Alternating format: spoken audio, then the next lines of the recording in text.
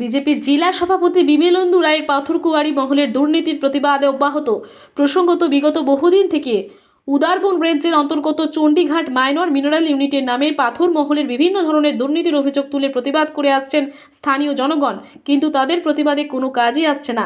কারণ বিজেপির জ্যেষ্ঠ নেতা বিমলেন্দু রায় রাজনৈতিক ক্ষমতার অপব্যবহার করে চালিয়ে যাচ্ছেন যেমন খুশি তেমন ব্যবসা। আর এই মহলের 1 বছর পূর্তি হয়ে গেলেও এখনও পর্যন্ত কোনো সীমা নির্ধারণ করা হয়নি। দাবি তো মিটানি হয়েছে না, এটা তো পরের কথা। 1 নম্বর কথা হইল কি, আমরা জানি যে মহালের অতদিন থেকে প্রতিবাদ করা হয়েছে যে চতুর্সীমা ঠিক করার লাগে। আজকে অবধি আজকে 4-5 দিন 1 সপ্তাহ হয়ে যার, কিন্তু কোনো চতুর্সীমা ঠিক করা হয়েছে না। আর চতুর্সীমা ঠিক করতে হইলে স্থানীয় মানুষ এবং ফরেস্ট ডিপার্টমেন্ট লইয়া চতুর্সীমা ঠিক করতে লাগে। আর এর মধ্যে দিকেও চতুর্সীমার যদি খুঁটিটা ফালানি ফিলারটা দেওয়া হয় তাহলে জিপিএস আইনতভাবে একটা জিপিএস লাগানি থাকতো তোমার ইয়ের মধ্যে, খুঁটির মধ্যে। এটা কোনো কিছু জানি না। আজকে 8-10 বছর থেকে জানি যে মধুরাকুয়ারি ব্যান্ড, এটার মধ্যে শুনলাম যে তারা কালকে না পরশু দিন খুঁটি মারছে। এটা জানি না, কিন্তু আমরা মধুরাকুয়ারির মধ্যে এই যে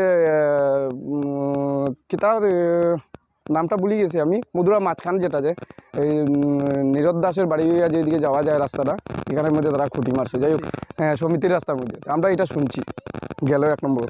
2 নম্বর কথা হলো কি, আজকে যে আমরা যেটা লইয়া আন্দোলন করলাম যে চালানের রেট কীরকম বা কীরকম কিতা, এটা তো কোনো এখন পর্যন্ত সফলতা হইলাম না। আইনতভাবে 225 টাকা চালানের রেট, কিন্তু তারা লয় 625 টাকা। 625 টাকা লওয়ার পরেও যদি মানি রিসিট খুঁজানি হয়, মানি রিসিটটা দেয় না, মানি রিসিট দেওয়া হয় না। তো মানি রিসিট দেওয়া হয় না, তার মানে হইল গিয়ে এটা তারা ব্যক্তিগত ব্যাপার। তো এটা সরকারি মহালর টেন্ডার মারারও দরকার আসলো না, আর সরকারি কেউ ডাকও দেওয়ার আসল না, আর বিমলেন্দু রায়ের নামও আনা উচিত আসল না। ডাইরেক্ট তারা পার্সোনালিটিভাবে একটা অফিস বয় তো আর ডাইরেক্ট গুন্ডা ট্যাক্স লইল। এখন তো গুন্ডা ট্যাক্সই লর, যেহেতু তারা মানি রিসিট দেন না, তার মানে তারা গুন্ডা ট্যাক্স লর। তো এটা লইয়া যদি এখন সংশোধন হয় না, তা কিন্তু আমরা বৃহত্তর আন্দোলনে নামবো। অতটুকুই আমার বক্তব্য। আমরা সরকারি চালানটা লই বা মহালদারের নামে চালানটা লইয়া যদি আমরা কোনো কেশারে মাল লইয়া যাই, তো কেশারের মালিকের লগে কিন্তু মহালদারের মিল আছে, যার কারণে কিতা হইব যে 900 টাকা করে সিএম যদি মাল ফালাইতে চাও তাহলে ফালাও, কিন্তু তারা কেশারের মালিক অ্যান্ড মহালদার তারা দুজন মিলিত আছে, জড়িত আছে। আজকে যদি চালানটা নিয়েও আমরা কেশারের মালিককে দিতে পারি না, তো এই কাগজটা নিয়ে আমরা করতাম কিতা? এটার কোনো ভ্যালু নাই, তার এটা আমরা দেওয়ার কোনো দরকার নাই। আর যদি তারা কোনো কিছুর কোনো প্রুফ দিতে চায় না, তো তারা এখানে থাকার দরকার নাই, তারা এখান থেকে উঠিয়ে যাও গিয়া। আমরা আগের বহু বছর আগেও কোয়ারি বন্ধ আসিল, মানুষে খাইতে পারছে, এখানে 2 দিন পরে আইয়া নাটক দেখাইবার দরকার নাই। থাকতে হইলে বালাটিকে থাকুক, আর যদি থাকতে পারে না তো যাও গিয়া তারা এখান থেকে। আর আজকে যে তারা অত কিছু করে, সব কিছু হইলে কি পলিটিক্যাল পাওয়ার, বিজেপি সরকার, ডিস্ট্রিক্ট প্রেসিডেন্ট, এই সেই দেখাইয়া সব কিছু। কিন্তু আজকে আমরা ওটা মানে কইতে বাধ্য হইলাম যে আজকে থেকে 15 বছর আগে যখন কংগ্রেস সরকার আসছিল, তখন মানুষ বহুত খুশি আসলো, বহুত খুশি আসলো।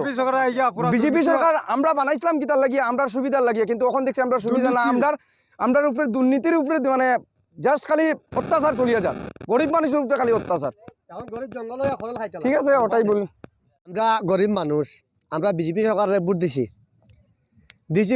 কইরা আমরা গরিব বাঁচতাম হই। আর গরিব যদি এরকম কুয়ারি থাকিয়াও, যদি গড় বাড়ি থাকিয়াও, কুয়ারির সামনে থাকিয়াও যদি আমরা উপাস থাকি, তো এই মতলব নাই। দেখো যাত এই কুয়ারি দেখো বহুত অনেক মানুষ আছে ফেটের বুকা, মহাল গেলে ছাড়তাম না, তো 625 টাকা গেলে 1500 টাকা দিয়া। এবার কুয়ারি শিলচর টাউনে লইয়া গেলে মাল এই রেট পাওয়া যায় না। এর মধ্যে আমরা